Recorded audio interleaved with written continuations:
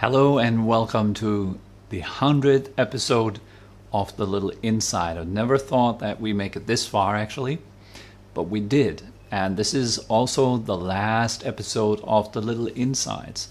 So there will be no more Little Insights after episode 100. Now, I really enjoyed the journey so far. And as you know, after all these episodes, even after 100 weeks of doing this, consistently, I'm still Tobi, and it still surprises the heck out of me. How do I do it? It's like, how does it work? Like week after week, I'm still Tobi. I just don't get it. So in this episode, I'm going to talk a little bit about the benefits of doing a retreat.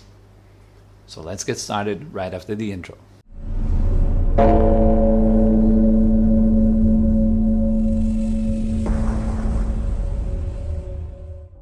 So after having done 100 of those episodes, it's time for a retreat. It's time for me to dedicate more of my own time to my own personal practice, my own personal progress. I've been doing so much work online for the past 100 weeks.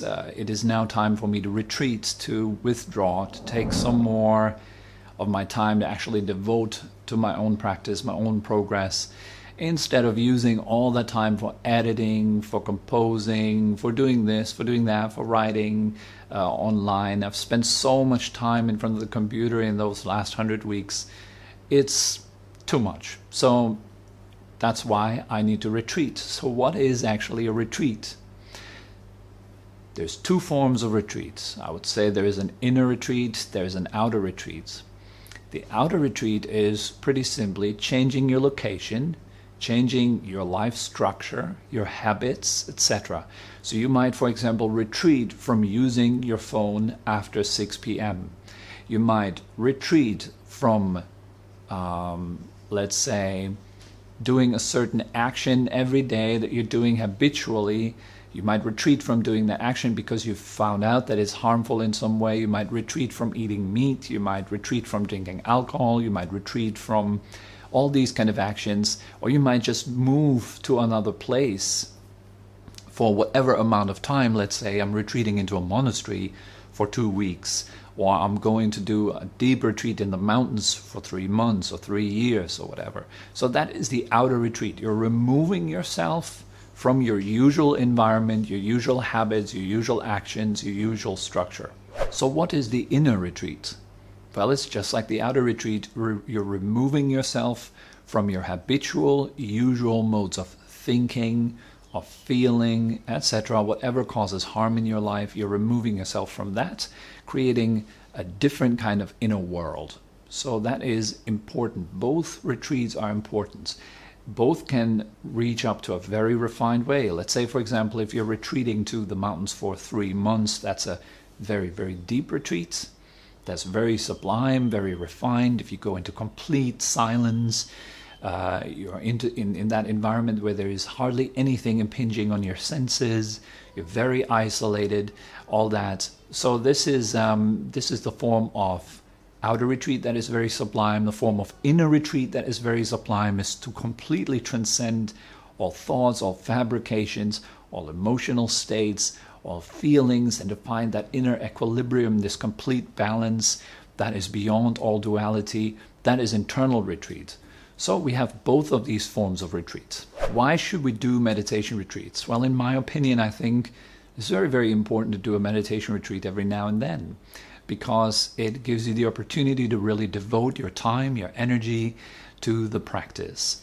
And you do that specifically for a short amount of time, like let's say for 1 week or 2 weeks or a month or even a year in some cases, to really devote some time of your life regularly to just intense spiritual growth. So these times are important because they offer you this intensity that you cannot find in your daily life. While the fundamental benefit is intensity in practice, it simultaneously also is progress in practice. It offers you the opportunity to really go deeper, to establish a firm foundation that you can take into your everyday life after the retreat again. So I do recommend you to regularly, at least once a year, to take some time for just spiritual practice, to either spend in silence or to spend with like-minded folk around you who are doing the same, to spend in a different kind of location. It doesn't have to be perfectly quiet, perfectly serene. What matters is that it gives you kind of like a school. It gives you the chance to really practice on a deeper level for yourself. That would be important. So the regularity of retreats is not just doing one retreat every, 10 years, or doing one retreat throughout your entire life. This should be regular practice too. So just like you should have a retreat every day as well, you do your practice every day. This is also important, and it also, in my opinion, counts as a form of retreat. You take that hour in the morning to do your practice, or half an hour. You take that hour or half an hour in the evening to do your practice. Then you're integrating that 1 hour retreat every day into that 24-hour cycle of your day, or that 1 week or 1 month retreat into that 12-month cycle of the year. It is similar. And I think these things are very, very important. And actually take time for yourself, for spiritual growth, for balance is very, very important. What are the problems if we never actually do a retreat? It's not really a problem. It's more like that when you do not retreat at all, you take yourself out of the opportunity to make deeper experiences, because a retreat primarily gives you that opportunity to experience the technique, the practice on a much deeper level, to really go through some emotional healing, to really understand and realize what it means to do the meditation on a deeper level, to take a complete time out to recharge your batteries. All that is the benefit of a retreat. If you never do that, then chances are that your experience remains rather superficial when you're doing a meditation practice. You will not get the full benefits, you will not experience profound emotional healing, or you will experience only on a very superficial level. You're not actually going deeper into yourself. You're not going deeper into the possible realizations that you could have.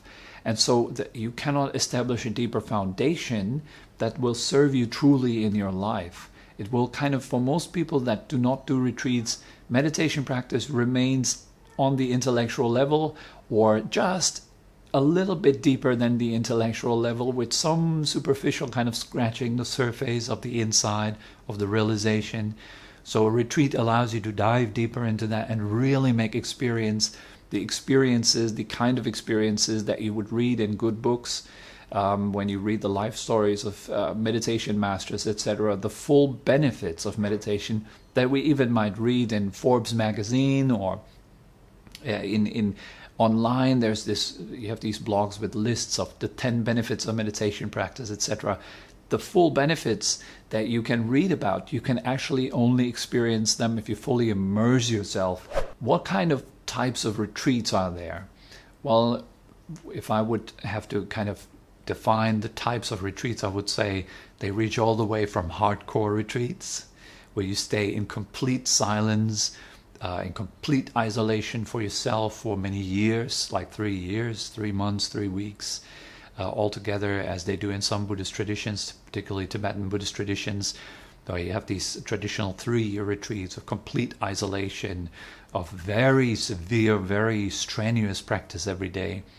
Then you have these Zen retreats as well, where you do these long sittings, like 18-hour sittings and stuff like that, which is very, very intense in nature. So you can have these kind of hardcore, silent, profound, deep retreats, which are, of course, only for people who are already very advanced and very grounded on their spiritual path, who already enjoy a very good relationship to their own spiritual guide, have the firm backup of a very good and solid tradition.